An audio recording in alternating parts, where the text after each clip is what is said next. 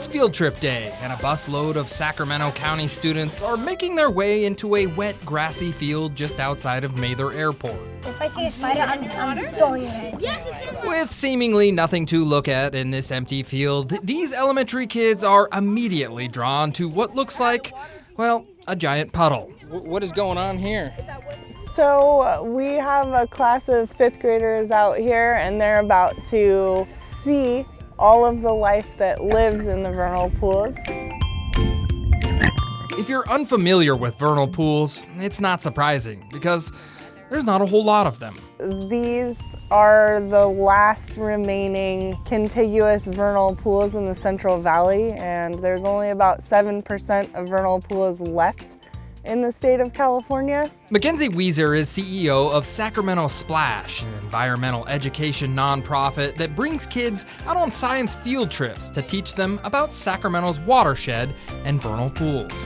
What are you guys finding in there? A bunch of little sea shrimps, the little green circles. Huh.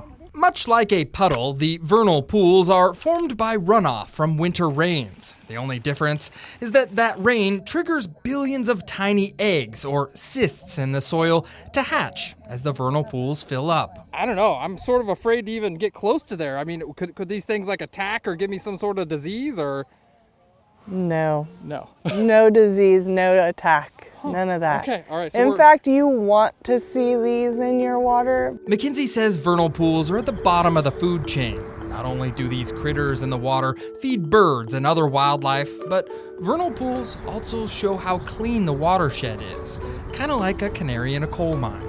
How is it clean and thriving if there's a bunch of these little bug things in here? Because if they can survive and live in that water, then that water is clean and thriving for us. Before the vernal pools dry up in the summer, the critters lay eggs or cysts in the soil, but those eggs can't hatch the next winter if polluted water from city streets or farmers' fields contaminate the vernal pools.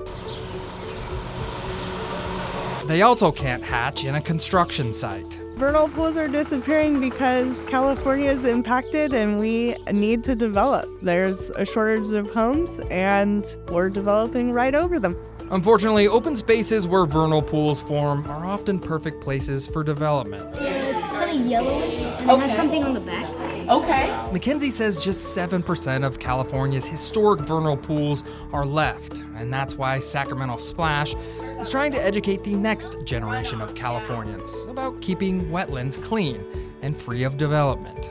So they're learning in their hands and they're connecting to it. So it's actually going to stick and mean something to them. From the vernal pools in Sacramento, I'm John Bartell.